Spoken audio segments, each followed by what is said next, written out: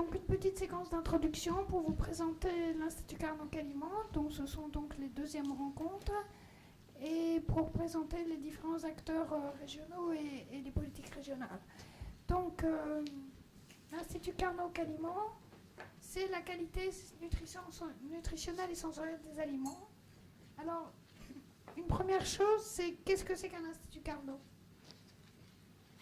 Et en fait, un Institut Carnot, c'est un label d'excellence qui est décerné par le ministère de la Recherche à des groupements de laboratoires académiques et ou de centres techniques pour une période de 5 ans éventuellement renouvelable. Donc il y a eu une première vague de labellisation en 2005 et 2006, et ensuite une deuxième vague en mai 2011, et donc il y a au niveau national 34 Instituts Carnot labellisés. Alors, quelles sont les exigences pour être Institut Carnot? La première, c'est l'excellence scientifique des partenaires.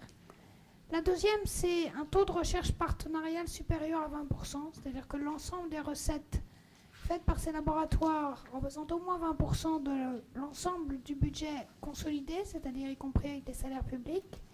Donc ce sont des unités qui font beaucoup de partenariats avec les industriels, c'est un des critères. Et le troisième critère, je pense que c'est important de le dire ici, c'était un nombre de sites géographiques et un nombre de personnel restreint. Ce qui fait que ne sont embarqués dans Caliment que quelques unités particulièrement riches en partenariats, prêtes à s'engager dans l'aventure, et que ça n'est pas l'ensemble de la recherche agroalimentaire française, évidemment. C'était dans le cahier des charges. Alors, pour montrer que ce sont bien des laboratoires qui font beaucoup de recherche partenariale, en fait, l'ensemble des 34 Instituts Carnot représente 50% de la recherche partenariale nationale pour seulement 15% des effectifs de la recherche nationale. C'est-à-dire que ces Instituts Carnot rassemblent une grande partie des laboratoires qui font beaucoup de recherche partenariale avec le secteur privé. Alors l'objectif de ces labels Carnot, de ces instituts Carnot, c'est de promouvoir cette recherche partenariale publique-privée. Et donc ces 34 instituts Carnot couvrent des champs très très larges. Historiquement, beaucoup les champs de mécanique, de matériaux, de procédés. Mais plus récemment, dans cette nouvelle vague, les questions de pathologie, de nutrition, de technologie pour la santé. Vous voyez, il y a aussi l'énergie, vous avez les technologies de l'information, de la communication, jusqu'à la construction, de génie civil, l'environnement, etc. Donc c'est des champs très larges. Et donc la caractéristique, c'est d'être capable à la fois de mener de la recherche amont, assez fondamentale, et aussi de la recherche partenariale. Alors, dans ce cadre-là, l'Institut Carnot-Caliment, comme je l'ai dit, c'est un nombre de sites et d'unités restreints. Donc il y a 4 sites, Nantes, qui nous accueille aujourd'hui, par l'intermédiaire de l'unité INRA, Biopolymère, Interaction et Assemblage, dont Marc Anton est le directeur. Ensuite, sur Paris, on a 2 unités. Génial, qui est une unité AgroParisTech INRA, sur les procédés essentiellement. Et puis, Génie microbiologique des procédés alimentaires, qui est une unité également INRA AgroParisTech.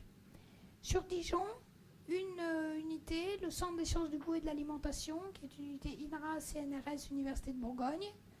Une unité d'AgroSup Dijon, produits, procédés alimentaires et microbiologiques. Et puis un centre de ressources technologiques ou Eliance, qui est une filiale de l'Université de Bourgogne.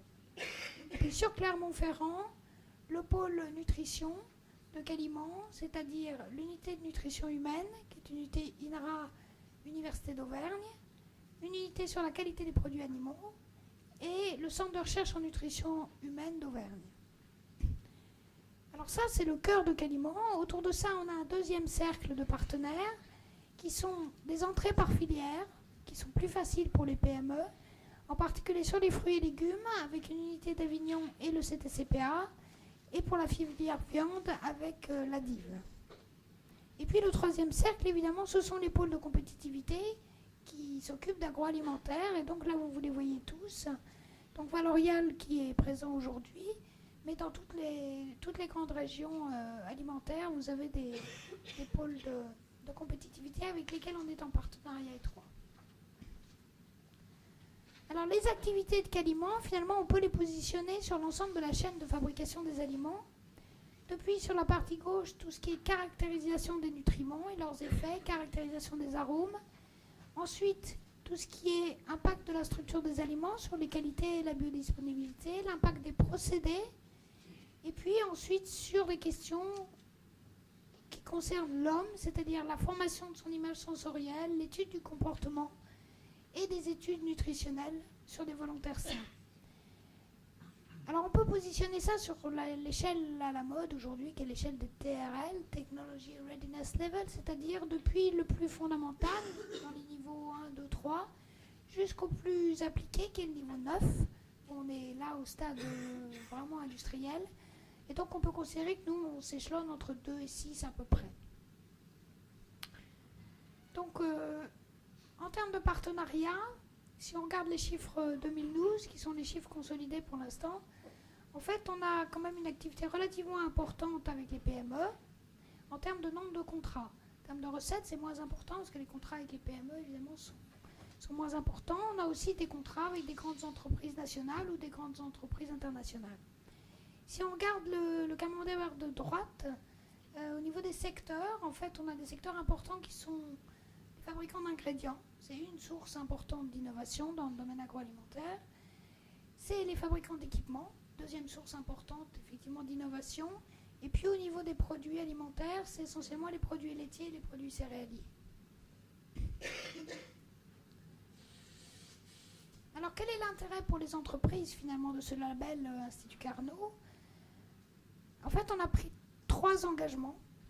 Le premier, c'est de vous proposer la meilleure offre.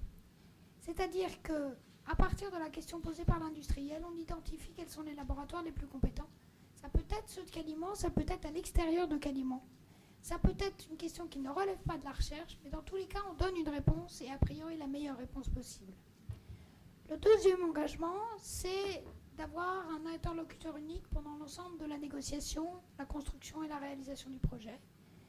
Et la troisième, c'est d'être plus professionnel dans l'instruction des contrats.